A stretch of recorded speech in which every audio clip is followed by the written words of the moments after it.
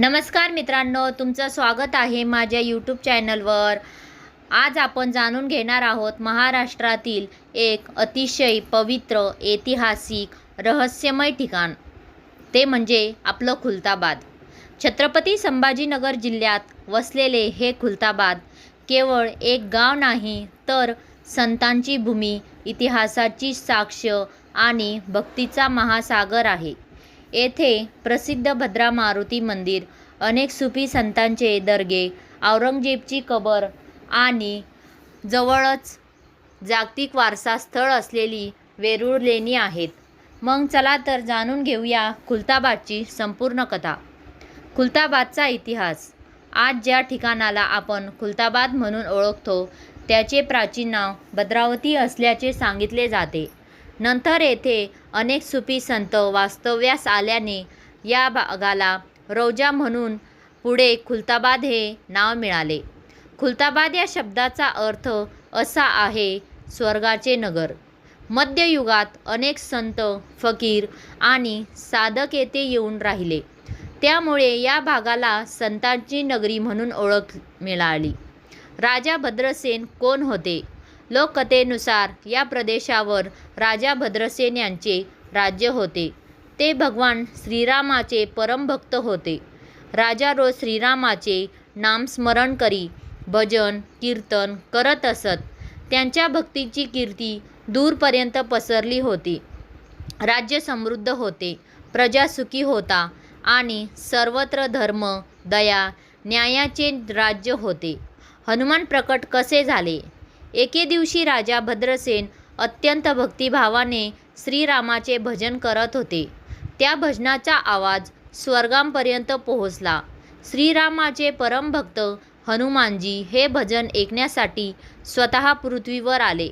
भजन ऐकत असताना हनुमान इतके तल्लीन झाले की त्यांनी ध्यानावस्थेत विश्रांती घेतली।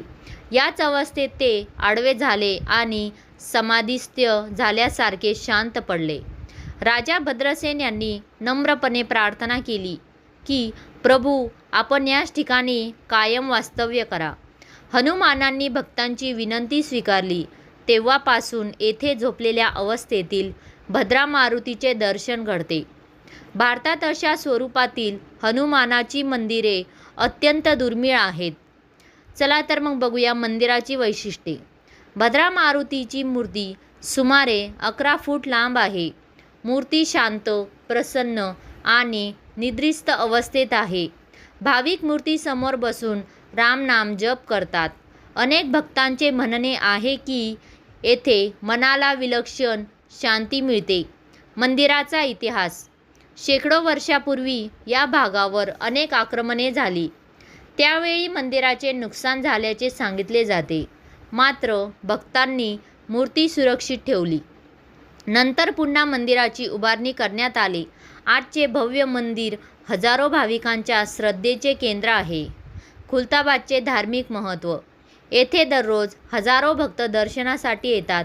विशेषतः हनुमान जयंती, रामनवमी, शनिवार, मंगळवार, पौर्णिमा या दिवशी खूप मोठी गर्दी असते। अनेक भाविक नवस करतात। नवस पूर्ण झाल्यावर नारळ, फुले, हार आणि प्रसाद अर्पण करतात। खुलताबादमधील इतर ऐतिहासिक स्थळे। खुलताबादमध्ये केवळ भद्रा मारुती मंदिरच नाही, येथे अनेक सुफी संतांचे दर्गे आहेत। मुघल सम्राट औरंगजेबाची साधी कबर देखील याच ठिकाणी आहे। आजही अनेक पर्यटक ती पाहण्यासाठी येतात।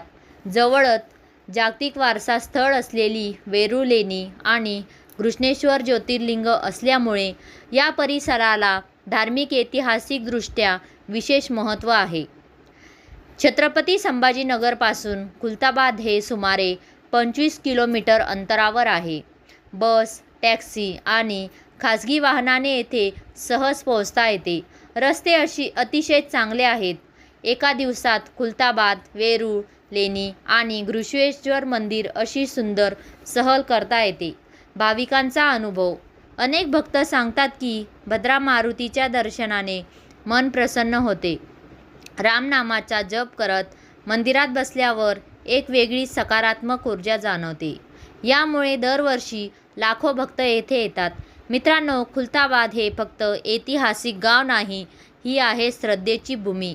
रामभक्त राजा भद्रसेन यांच्या भक्तीची साक्ष, झोपलेल्या हनुमानाचे अद्भुत मंदिर आणि संतांच्या पवित्र वास्तव्याने धन्य झालेली नगरी. जर तुम्ही छत्रपती संभाजीनगरला जाणार असाल तर खुलताबाद आणि भद्रा मारुती मंदिराला नक्की भेट द्या. व्हिडिओ आवडला असेल तर लाईक करा, शेअर करा आणि आपल्या चॅनलला सबस्क्राईब करायला विसरू नका. पुन्हा भेटूया आपण अशा एकाच नवीन आणि धार्मिक ऐतिहासिक प्रवासात. जय श्रीराम, जय हनुमान. धन्यवाद.